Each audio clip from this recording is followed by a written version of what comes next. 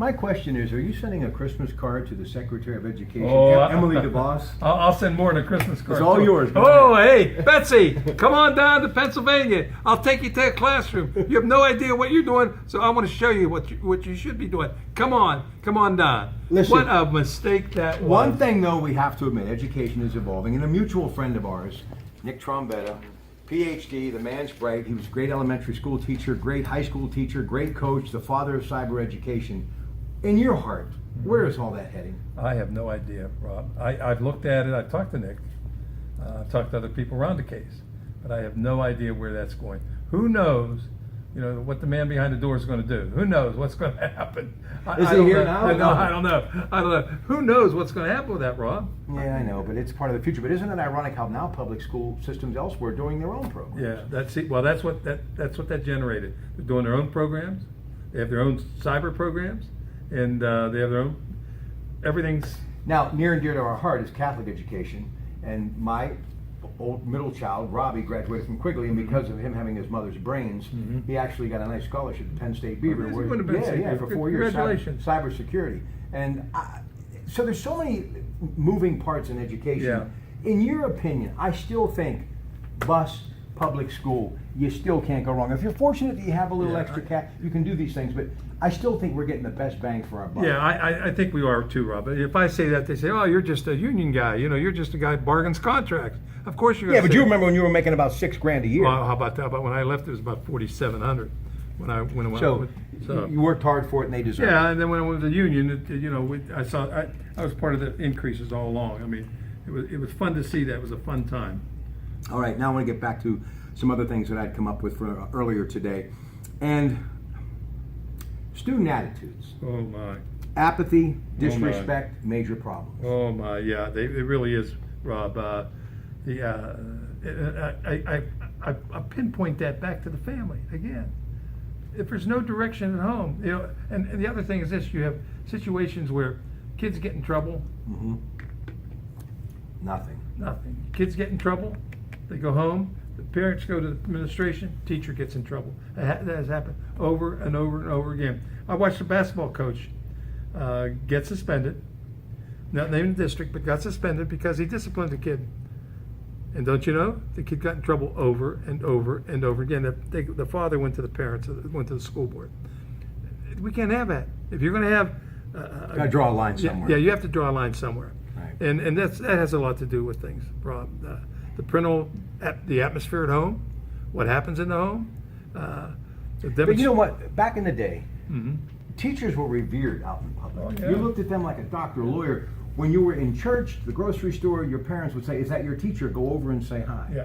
Well, to a certain extent, it depends on. Let me say this again. It depends on the district. It depends on the district, and you see that more likely to happen, like in the Moon or Mount Lebanon. More likely to happen there.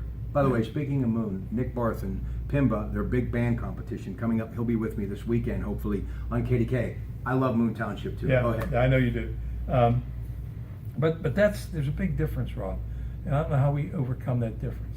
I remember going into the schools when some of these governors would make these proposals about we ought to be doing this in the schools, we're going to do this in the schools, and so I would invite them. I invited media people. I said, I'll get you a substitute for a day. But Just boy, one there's day. not many people, with all due respect, your passion, you got a weekly radio show. Tell the audience about it. Well, it's on the Union Edge, Laborers Talk Radio. It runs on Thursdays from 1:30 to 2 o'clock on the second, third, and fourth Thursdays a month. Thank you for letting me get that in. It's called the Education Watchdog. You come on, you hear dogs barking, and then we get into the topic. Sometimes I have guests, sometimes I don't. No Child Left Behind. It's gone. You never hear of it. Nobody talks about it anymore. It was replaced by an act in 2015 called something about success, student success. It's not there. Nobody even never hear it. It was one of those things that impacted, and they faded away. There's no consistency. That's the problem. None. All right, and that leaves every child behind, in Right. my opinion. Yes, it does. Test scores and teachers teaching for test scores. Well, that's now changing. But I mean, I was with one of the most experienced teachers in Pennsylvania yesterday. Who? I'm not going to tell Aw, you. I took a shot. I know, nice try, Rob. But she was saying how much it has changed. The teaching, you got so many minutes to do this, and she teaches in the elementary grade. And she says, I think this is about it for me. And she said, I can't do it anymore. Teaching to the test, all that is just crazy. Student health. Uh, Obesity at an all-time high, an epidemic, Yeah. poor health yeah, poor health. when it comes to these students. So what happens? So you have to, the phys ed, you can't phase out the phys ed. You can't phase out the things that help kids get strong.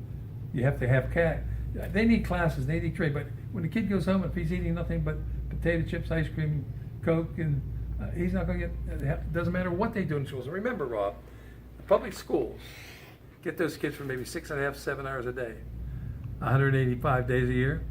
Then they go back into that environment every night, every day, every night, all weekend, and then all summer. Then they come back. What do people expect the schools to do? You're right. You're What right. do they expect them to do? They can't do it. It's impossible. That's why online studies are nice, but you got to move. Oh yeah. See, it's funny. Some of the online programs have been good, but the cyber schools, the cyber charter schools, Right. have not fared better than the public schools, the brick and mortar schools.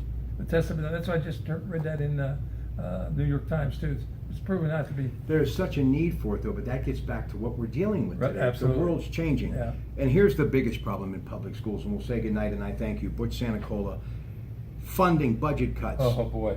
Listen, there's Oh, only boy. so much to go around, but as we said earlier, the young people in Clairton and Duquesne Yeah. are not getting a fair shake. No, funding for the public schools, the school law requires it to be at 50%. It's never been 50% as long as never been 50%. If the legislature lived up to that and made it 50%, might be something could be done. But there's no way those schools can compete.